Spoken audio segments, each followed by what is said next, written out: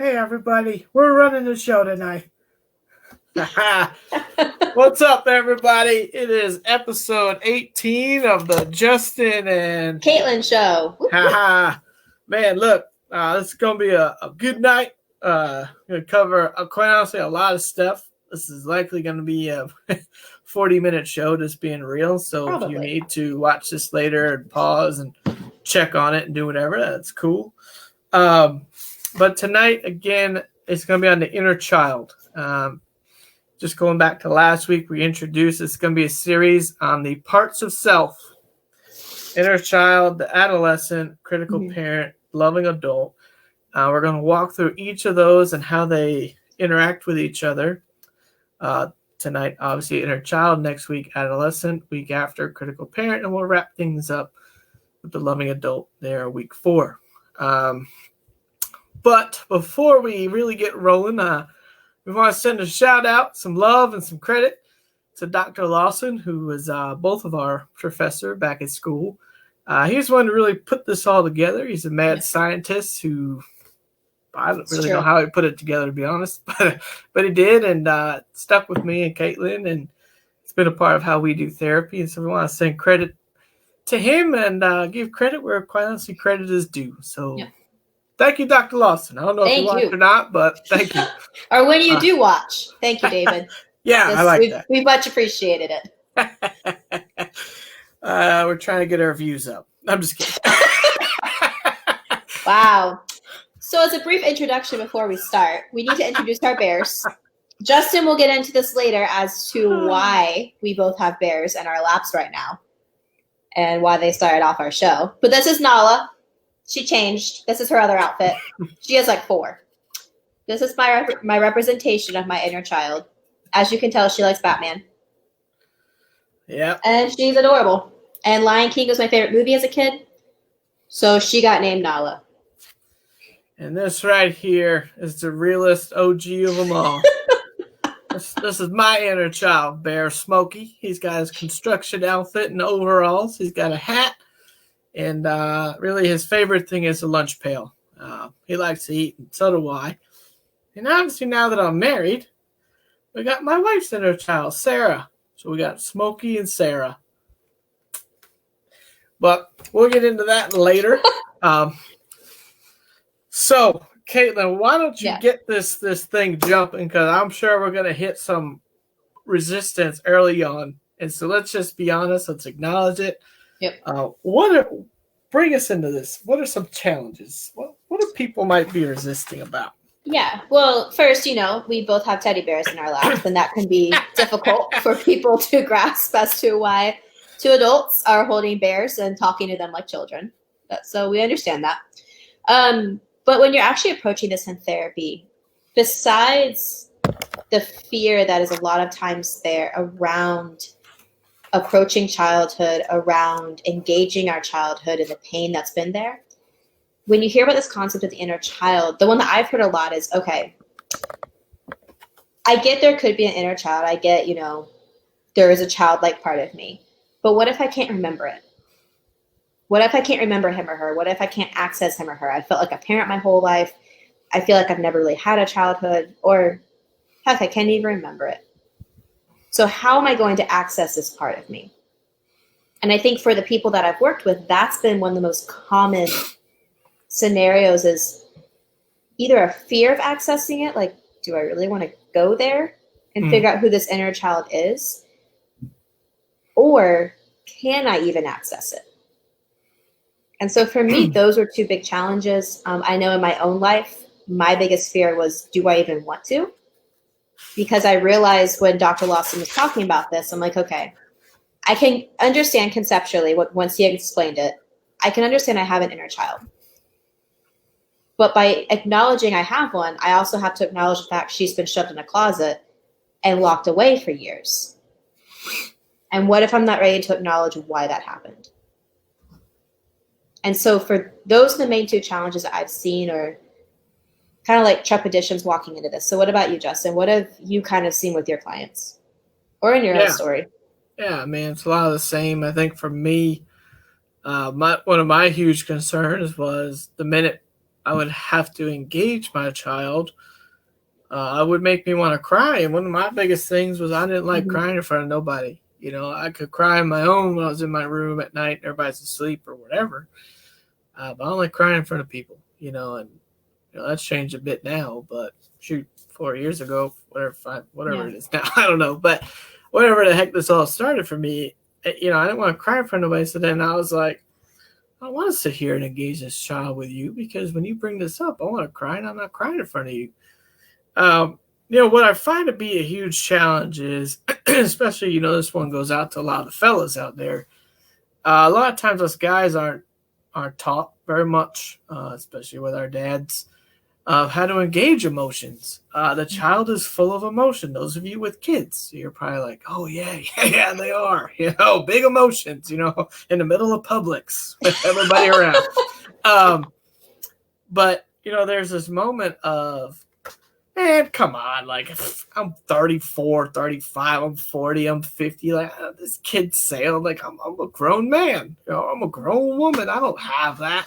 My past doesn't mess with me today.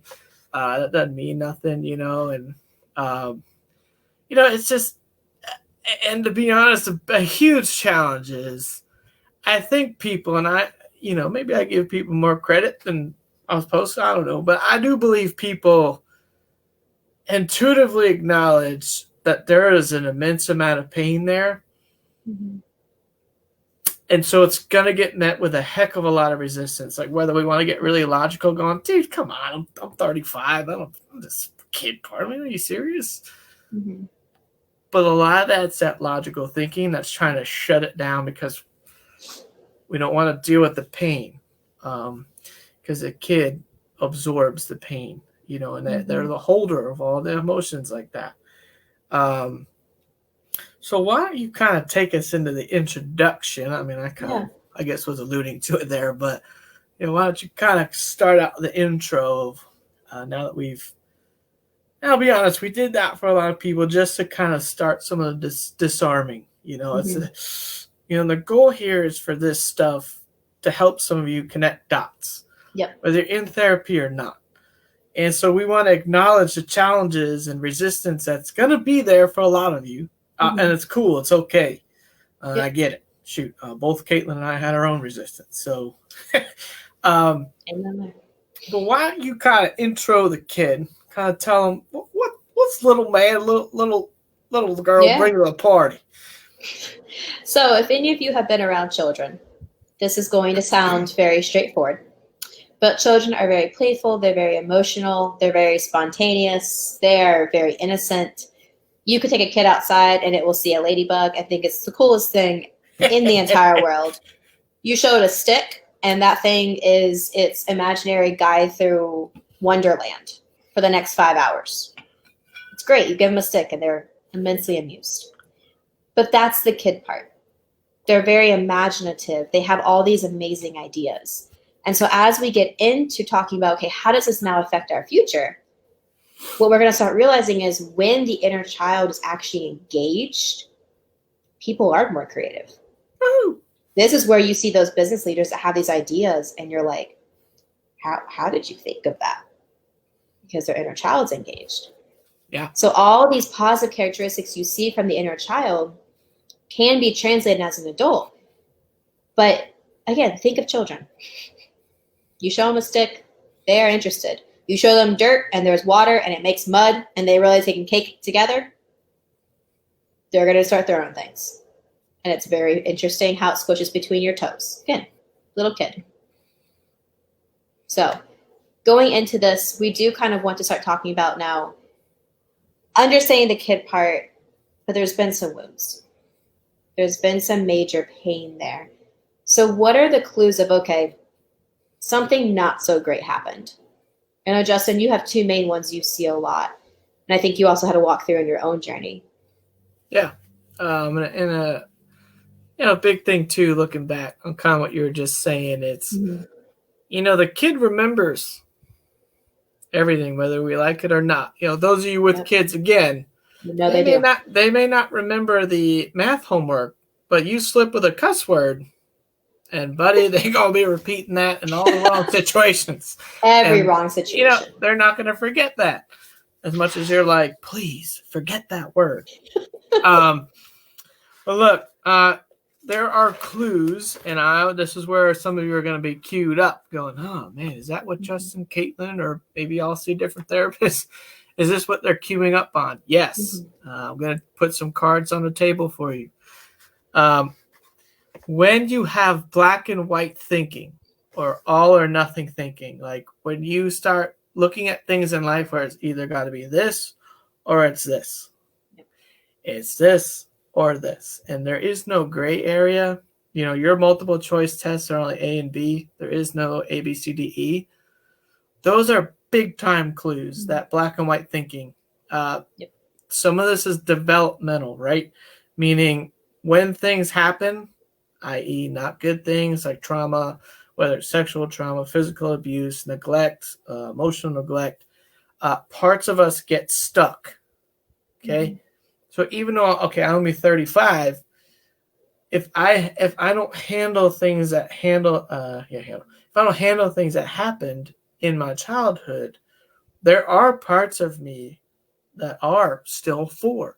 Like I know sometimes this gets said as a joke and we rib on people, and gotta be mindful of this. If you got that friend that you're like, good grief, man, he's like 40 but acts like he's 15. There's a reason they're kind of stuck in that teenage year.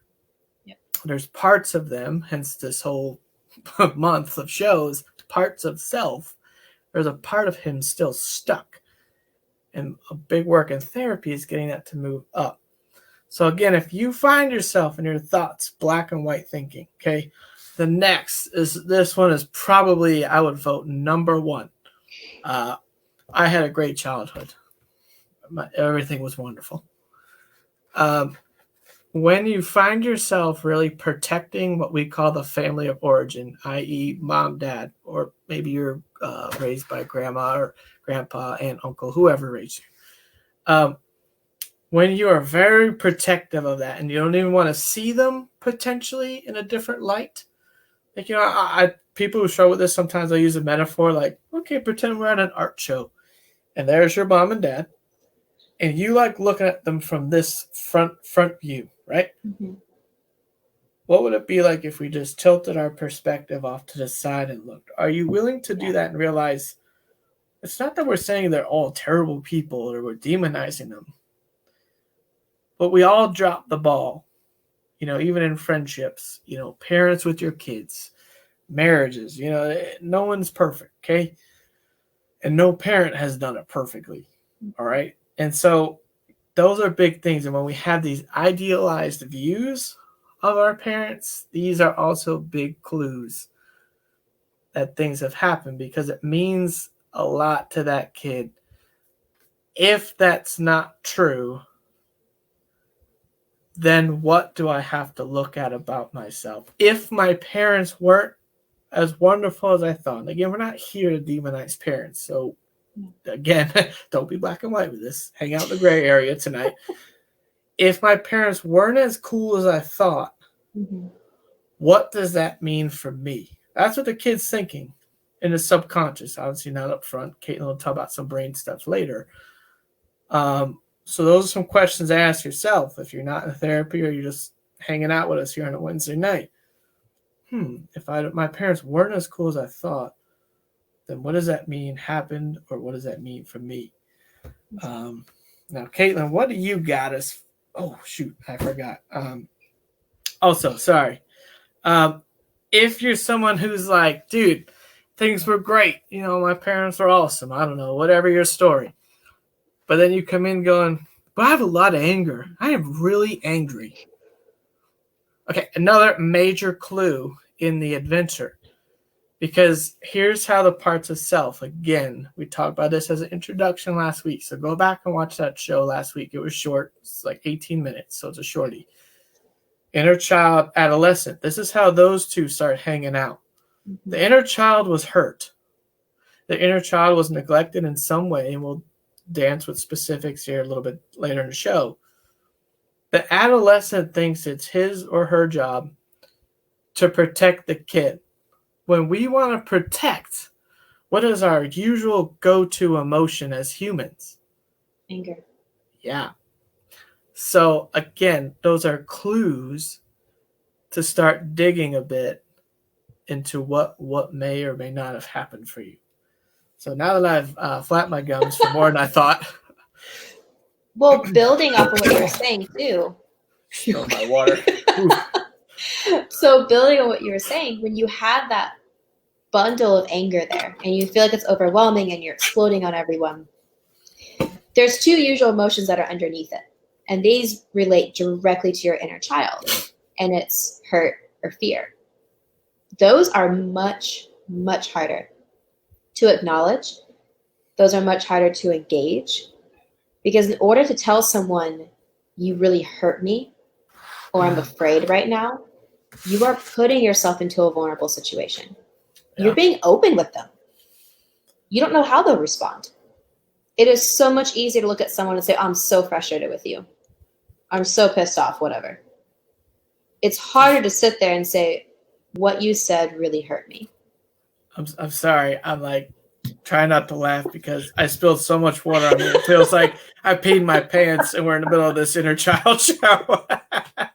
Just embrace it. I'm trying my best. I have no choice for life. Oh my goodness. Well, guys, this is what happens when you're live. You can't edit anything because you don't have the technology yet.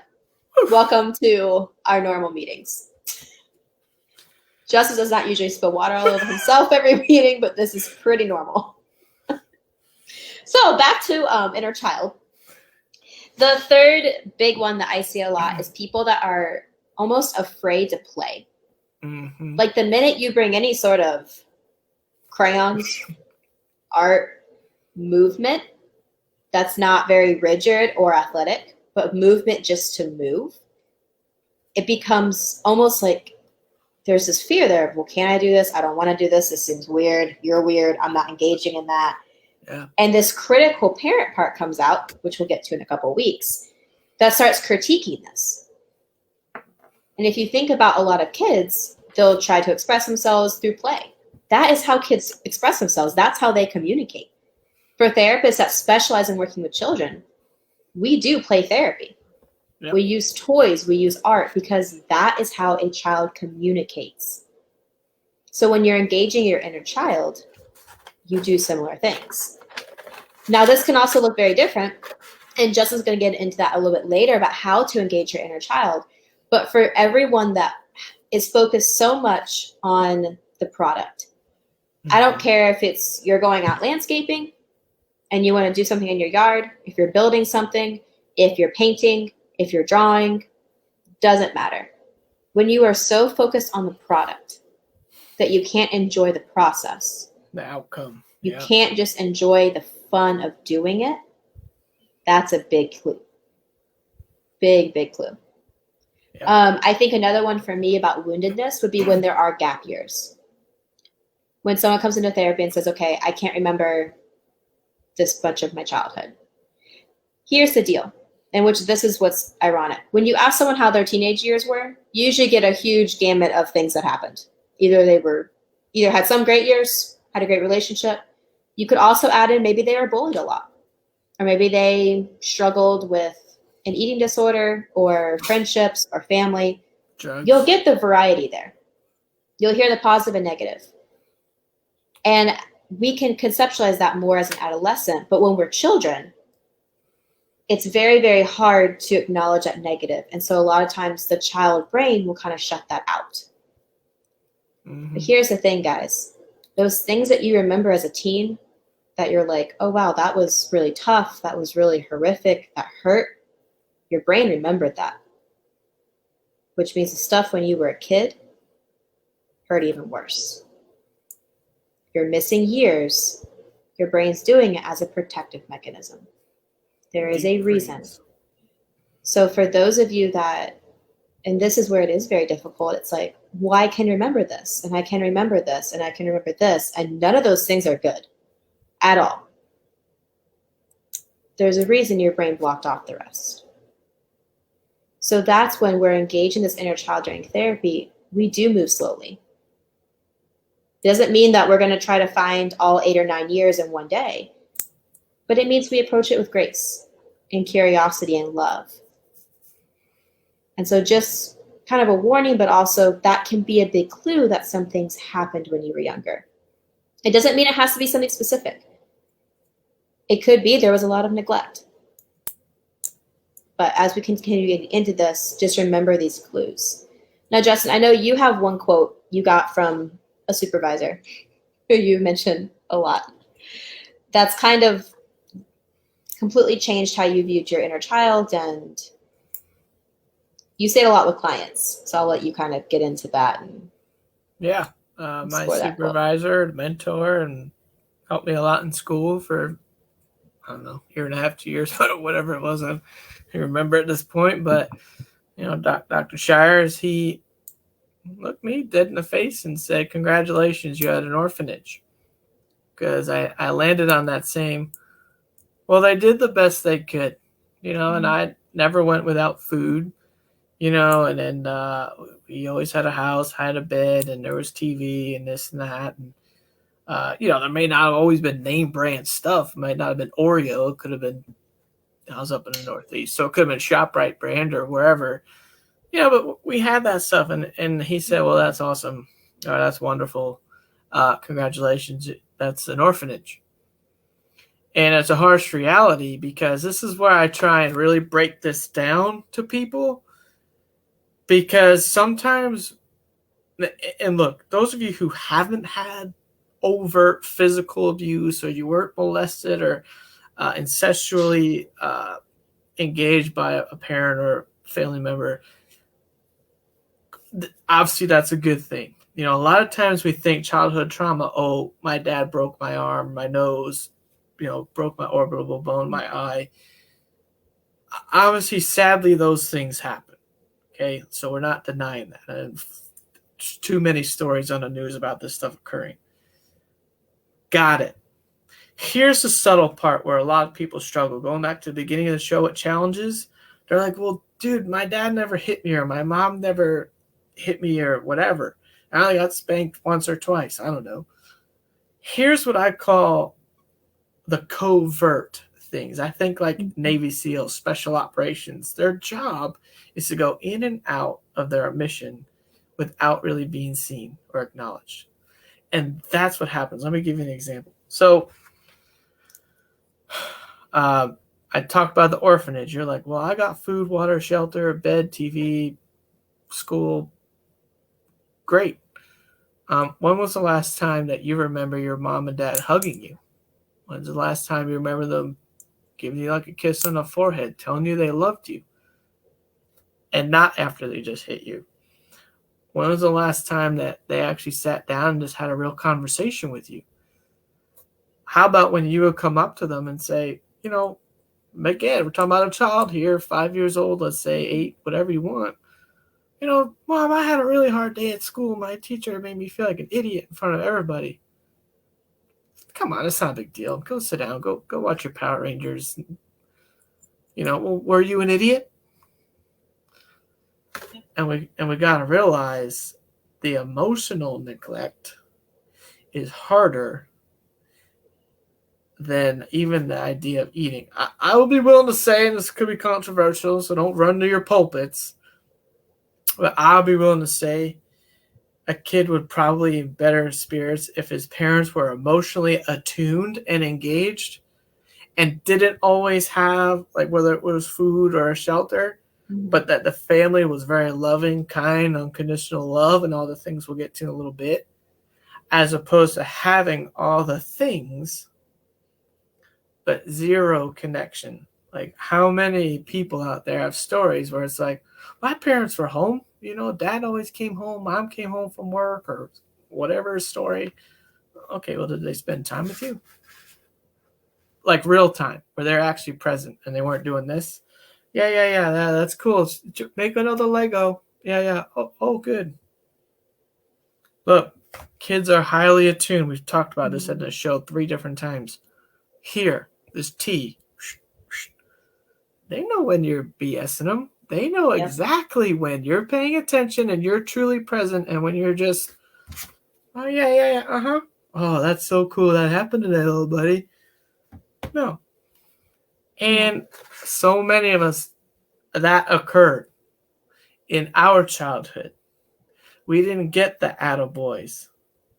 If we didn't play well in a football game, we tended to get criticized on the way home from the game instead of, hey, son, I'm really proud of you. You did a great job out there, man. I know you dropped the ball. We'll practice. You and I will practice that. Yeah, but I'm proud of you. That doesn't change how I feel about you. I want you to know that. And that is the difference. Mm-hmm. And those are the things I really want those of you who are listening, whether you're in therapy or not, if you're just listening to kind of, what is this therapy thing? What is this child thing? I want you to recognize it's those subtle things that we didn't even know, we didn't get, is the pain that creates these massive gaping holes in our heart. So, Caitlin, why don't you kind of continue my little thought process, but really break down the kid's mind and compare it to, well, obviously you and I right now. Yeah. So as you're looking back on this, it's really, really easy and also a protective mechanism to say, okay, well, let's say you're 35. That's an age we're throwing around tonight. You're 35 and you're like, hey, I get, my parents were busy. Mom or dad worked a lot. They had a lot going on. We had multiple other kids in the house. I get it. They were busy. They didn't have time for all of us. The same way that you guys are saying that they should have had time for us. Here's the deal, though.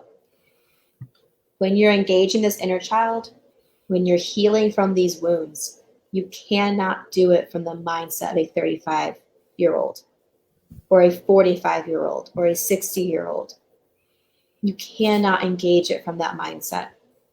Because if we go back to a child's brain, let's say this was going on when you were 8, the part of your brain that would have been able to analyze the situation was not developed.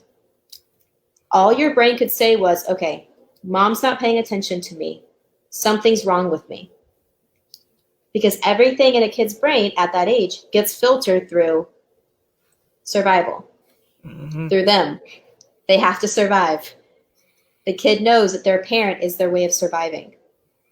So when there is neglect, when there is a lack of attunement, when the parent is not there emotionally, the child will pick up on that because it threatens their survival. That is why engaging this inner child part can be so, so difficult.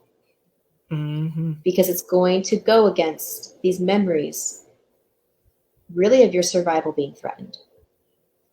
And the pain that was really there as an 8-year-old thinking, something's wrong with me, mom won't listen. Or even scarier at times, when we talked about different attachment styles, is a thought that, well, something's wrong with mom. She won't ever listen. So I can't rely on anyone else, and I just have to rely on me. Can you imagine the amount of pain that has to go into that becoming the decision for a child? The pure fear and terror that is there. Of in order to survive, I can't rely on anyone else. I have to rely on me. So when we go back to the child portion, there isn't this gray area. There isn't this abstract thinking where it's, okay, parents went through a lot. They had a lot of their own trauma. They hadn't healed from it. It's okay. No, as a child, it's black and white. Either things are okay or they're not. To the child, either the child is going to survive that day or they won't. So when something's wrong with their attunement with their parent, and their parent is linked to survival, the threat response starts. The child's like, okay, something's wrong with me. I have to change my behavior to get their attention. That's why you see kids, when their parents are not attuned to them, will start screaming more, will start crying more, will start acting out more. The scariest part, though, is when they stop. Because that's when the child's brain has said, okay, enough. I'm done. So I know Justin warned at the beginning of tonight, guys, this is a heavier topic. because we are going back into that childhood and we are beginning to engage these wounds that usually are very, very infected. And we've tried just to kind of put Band-Aids on top. We wrap kinds of gauze, we pour peroxide, like, we're just trying to cover it at this point. But part of engaging this, if you truly want to heal, it's literally having to kind of lift up that bandage a little bit, realize there's an infection there, and slowly start cleaning out this wound. Which for any of you that have had stitches or surgery or an infected wound, you know that's not a fun process. It hurts, man. And it takes time. So just, again, we're approaching this with grace. We're approaching this with caution, with love. We're not just ripping off the bandage and looking at the wound in full and saying, we have to heal this in a night. Now, for some hope here, because we do always want to end our messages with that and really promote that. Yes, in a lot of ways, we are trained to push this stuff down. We don't want to look at it. We don't want to acknowledge it. We push down our inner child. Something I work with clients on sometimes is, where is your inner child at this point? Is it locked in a closet? Do you feel like it's in the trunk of a car? Do you feel like it's having to hide under the bed? Where has it been kind of sequestered to where you can't go there? Because here's the thing. When we push all this stuff down, when we keep pushing down the negative, we also push down the positive. And there is so much joy that comes from having an inner child that's fully engaged as an adult. So, Justin, I know you wanted to kind of jump on that one and what that looks like now. And even your kid doesn't even have to be fully engaged, black or white. Yeah. Thanks. So, in the process, again, this is all developmental. So, again, this isn't I don't have my kid, and then tomorrow we're totally engaged. Okay, It's almost like if you want to think about percentage, like going from 0% connected to 3%. Those of you who had old school AOL dial-up, you're like, come on. 5%? Yeah, come on. It's just like that. Okay, it's a developmental journey. Look, the kid, man, look. I get excited because that kid part comes out and made pretty quick. But even when I build and I'm doing construction and I'm just building in the garage, that part of me just comes alive. It's that creating. There's that joy, the freedom. Your gifts that you were given, that you are truly gifted to bring to this world, are hidden inside the kid. Yep. Without the kid, many of your gifts never truly come and bloom. Those of you who believe in God and your spiritual beliefs and such, the kid is your access point to God. So some of you who, maybe you walk out the traditional, disciplines. Okay, but if your child is not engaged in that, how many times did Jesus make mention to kids? I want you to be childlike. Yeah. And then how many times did Jesus honestly make threats of, if you mess with my children, you're better off tying a millstone around your neck and being plunged into the ocean the deepest part than messing with one of my kids. Mm-hmm. And so there's stuff to remember there, your spiritual journey. If you feel stuck and held up, is your child a part of that? Look, when we start this journey, it is a lot of pain. It is a lot of grieving. It is a lot of hurt. And quite honestly, it's a lot of tears. You could probably fill jars with, depending on your story. But there is so much joy and freedom that comes when that kid finally is willing to hold your hand and walk with you in life. And, it's just the simple things. Like when I mow the lawn, I'm like, I don't care. I'll mow it in diagonals just because I want to. You have fun. You enjoy. You realize life doesn't have to be so driven by a critical parent. But yeah, it's small stuff, and that's what Caitlin's gonna chime in here, and then we'll kind of start the process of ending the show. Like we said, it's gonna be a long one, but what the kid needs is not very complicated. No. But what adds to the grief of your journey is realizing what you needed wasn't that complicated, but your parents still couldn't deliver. So, Caitlin, what does the kid need? You know, first off, when you are said 5, 8, whatever years old, but then also now. Yeah. So besides playtime, there's a list that Dr. Lawson gave us. Playtime is a necessity. There is a list that he gave us that we do base this on. But again, it's what kids needed when they were little. So the first one is safety. The child needs to know that someone is there to protect him or her. They need to know that they can rely on this individual. There has to be that consistency. You will hear that word a lot if you have therapy with me or Justin, especially when it comes to attachment. If there was not consistency, attachment wounds are created. The inner child is wounded. The child has to know that when they come to you, their responses are going to be consistent, that their survival is not being threatened. So safety, consistency, unconditional love. So this is where the child knows that their performance does not change their worth. For many people in therapy, and really in general, this is something they do have to engage, is that their worth and their accomplishments are tied. That next promotion decides whether or not you're good enough. That next raise decides whether or not you're a good enough provider for the family. That next A on your test, that decides whether or not you're worth something. The person you can get to date you and their attraction to you decides whether or not you're good enough at being attractive or looking a certain way. So unconditional love has to be there as a child. When you see that that worth is really tied to your accomplishments or to other people's approval of you, I would definitely look back at your inner child. I would definitely look back at what wounds are there. Trust. Again, be able to trust the attachment figures in your life, your parents, your grandparents, your family, the people around you. Being nurtured. This is a big one. Where if you do come in and there's a scrape on your arm, having someone that will sit there with you and bandage it, even if it's a tiny one, and you look at it as a parent and you're like, that does not, there's no way that actually hurts. Like there's no way. And the kid is crying, it's at least taking out a Band-Aid and saying that you're so sorry they got hurt and giving them that attention for a minute. It doesn't mean they have to cry for 5 hours over that, but it means acknowledging their pain, nurturing them, and then also being compassionate.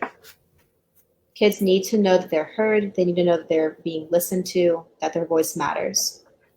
Because even though it seems so inconsequential as a kid, these things follow us our entire lives.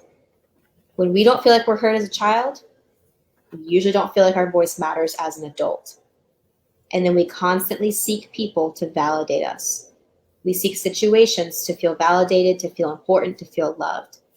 But when you look back, all of that were needs that were not met when we were a kid. So this is what Justin was talking about earlier, where the pain comes in. Of recognizing patterns in our current lives and where, okay, this definitely wasn't met then as a child. So Justin, why don't you kind of wrap this up tonight and talk about what it looks like to begin, like how do you even engage your inner child? Like, okay, It exists. How do we even get to meet this wonderful little thing? Yeah. And that's, again, remember going back to the whole point of the series. It's parts of self, child, adolescent. I told you a little earlier how those two can party when the wounded stuff comes out. We didn't get a critical parent. They're going to have their own show.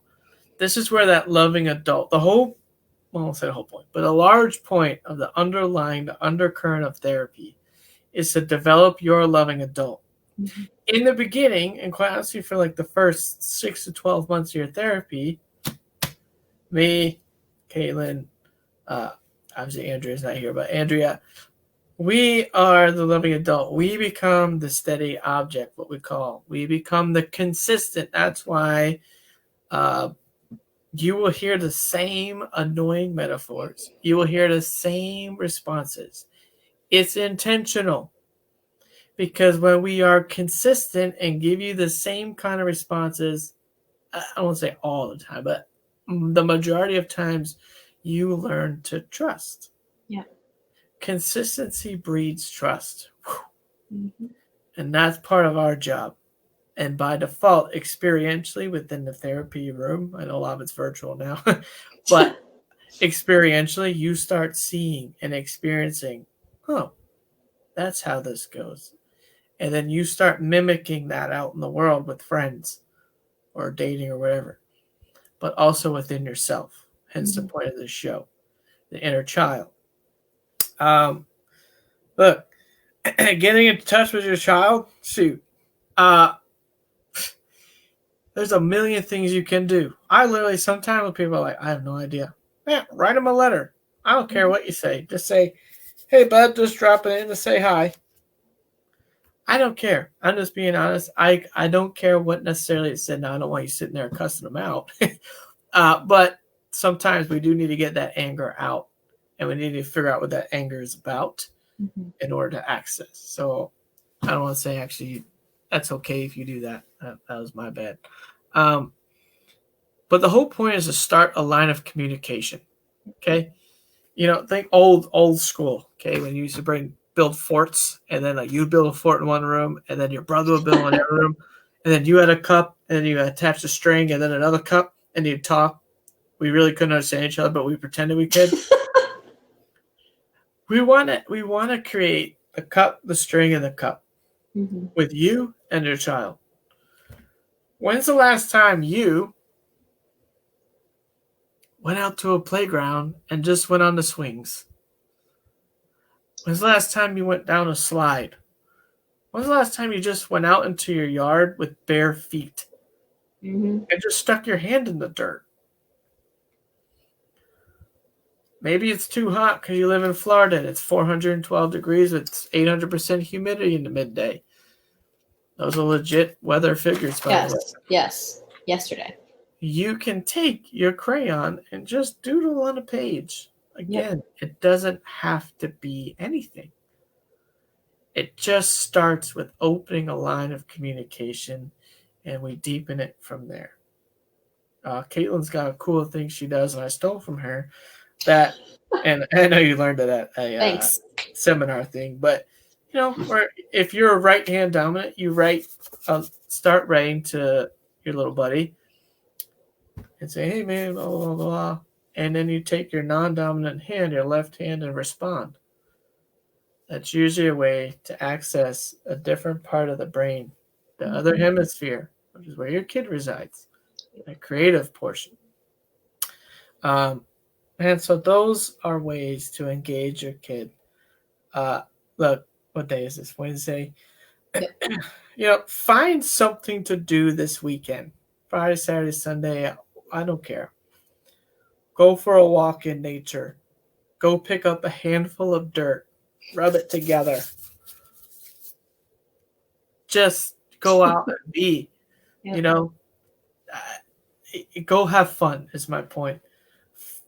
Look, there's been a lot going on this year that is completely bonkers that I don't even have words for since like February on, okay, for all of us. It's a part of self-care too, taking care of ourselves, but also a point of the show tonight. Go have fun. Have a game night. Go get yourself a bunch of candy. So I don't really get some Doritos. Whatever you liked as a kid, go to the store. Yep. Go get a Capri Sun, and none of us knew how to open it, so we jammed a straw through it. Do that. We gotta keep it real. And then play a game if you got a board game. Make up a game. Shoot, I'll be honest, just being straight up. Man, there was a couple of times Andrea and I, we deliberately had Kid Day. And we literally would turn her apartment at the time. We create a huge fort in the living room with a bunch of sheets and all kind of craziness. We'd literally go to the store, and I'd set up kind of like a budget. Like, look, we got $25, and I want to get whatever. Now, the first time we did this, by the way, Andrea was like, well, we need to get a vegetable. Like, should we get some broccoli? And I said, babe, I stopped in the middle of the candy aisle. I said, babe, what 8-year-old, if their parents gave them $25 or $40, whatever our budget was, I don't remember, would go to the store and come home with broccoli?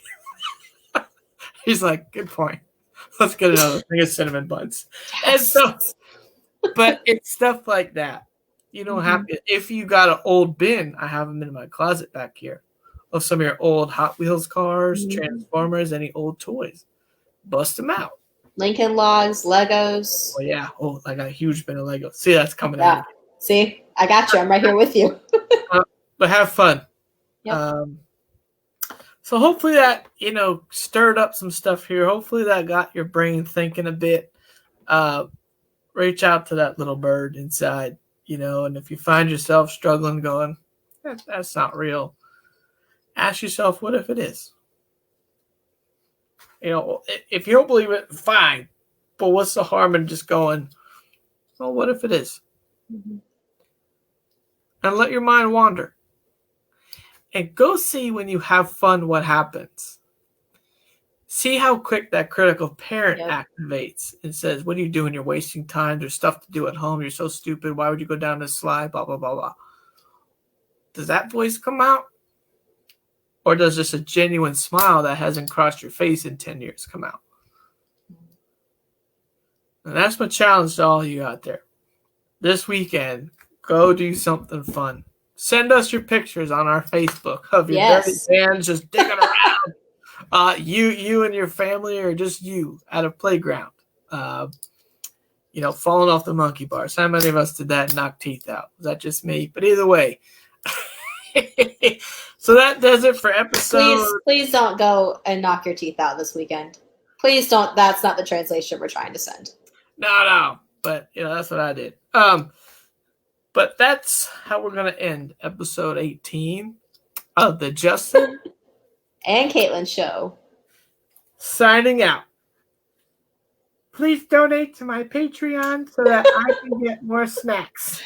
Oh my goodness. Please don't actually do that. They're just Phoenix snacks. We all eat them when we're doing therapy. No, I want M&Ms. Thanks.